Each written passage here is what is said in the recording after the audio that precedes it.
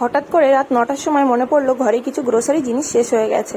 ব্যাস তারপর আর কি তিনজনে রেডি হয়ে বাইকটা নিয়ে বেরিয়ে পড়লাম স্মার্ট বাজারের উদ্দেশ্যে। এই স্মার্ট বাজারটা আমাদের বাড়ি থেকে বাইকে করে মাত্র 3 থেকে 4 মিনিটের দূরত্বে।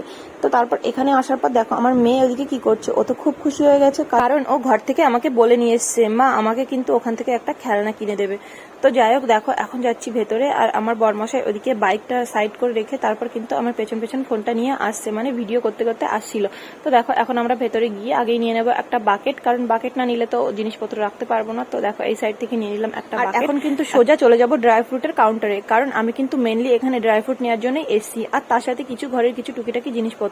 কিন্তু এর ভিতরে একটা সমস্যা হয়ে গেছে, ওটা তোমাদেরকে একটু পরে বলছি, তোমরা দেখতে থাকো। দেখো এখানে কিন্তু আমি চলে এসেছি ড্রাই ফ্রুটের কাউন্টারে, এখানে এসে কিন্তু আমি মাখানা, আর এর সাথে কিন্তু আমি এখান থেকে ড্রাই ফ্রুটও নিয়ে নিয়েছি। এবার কিন্তু চলে যাবো অন্য কাউন্টারে। দেখো এদিকে চলে এসেছি, এখানে এসে কিন্তু চিপস তুলে নিয়েছি। এখানে চিপসের আমি প্রাইসটা দেখছিলাম, কারণ 3-3টে বড় বড় প্যাকেট আছে চিপসের। তারপর কিন্তু আমি ওখান থেকে চিপসটা আর নিলাম না, কারণ চিপস ঘরে থাকলে কিন্তু মেয়ে সবসময় খেতে চাইবে, যার জন্য আমি চিপস না নিয়ে এদিকে চলে এসেছি বিস্কিটের কাউন্টারে। দেখো এখানে এসে মেয়ে কিন্তু মেয়ের পছন্দ মতন বিস্কিট তুলে নিয়েছে। তারপর টুকিটাকি জিনিস নিতে নিতে হয়ে গেছে অ্যানাউন্সমেন্ট, যেটার জন্য ভয় পাচ্ছি। মানে প্রায় 9:30টার দিকে আমরা কিন্তু এই স্মার্ট বাজারটাতে এসেছিলাম, কিন্তু তার আধা ঘন্টার মধ্যেই যে স্মার্ট বাজারটা বন্ধ হয়ে যাবে এটা কিন্তু আমাদের জানা ছিল না। এখান থেকে অ্যানাউন্সমেন্ট করে দিয়েছে যে যত লোক আছে ভেতরে তাড়াতাড়ি বিলিং করে বেরিয়ে যেতে হবে, কারণ স্মার্ট বাজারের 2টো গেট কিন্তু অলরেডি বন্ধ করে দিয়েছে, আর একটা গেট খোলা আছে, ওই গেটটা দিয়ে এখন আমাদেরকে বেরোতে হবে। কিন্তু এদিকে আমার মেয়ে কিন্তু যাওয়ার জন্য একদমই রেডি না, ওর কিন্তু মন পছন্দের কিছুই সেরকম নেওয়া হয়নি, আমাদেরও কিছু সেরকম নেওয়া হয়নি।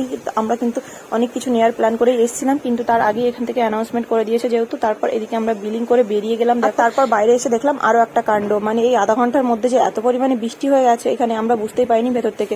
তো এসে দেখলাম পুরো ফার্শ ভিজে গেছে, আমাদের বাইকটাও ভিজে গেছে, পুরো সবটা জায়গা দেখো জল জল হয়ে গেছে, ভিজে গেছে। এখন কিন্তু আমরা আমাদের বাইকে করে সোজা চলে যাব বাড়িতে, আর কোথাও দাঁড়াবো না, কারণ আবার মনে হচ্ছে বৃষ্টি চলে আসবে একটু সময়ের মধ্যে। আর এদিকে বাইরে এসেও কিন্তু তোমাদেরকে একবার দেখিয়ে দিলাম, এই দেখো স্মার্ট বাজারের 2টো গেট কিন্তু অলরেডি বন্ধ হয়ে গেছে। আমরা কিন্তু ওই কোনার ওই সাইডের গেটটা দিয়ে বেরিয়ে আসলাম, ওই একটা গেটই খোলা আছে, ওটাও এখনই বন্ধ হয়ে যাবে।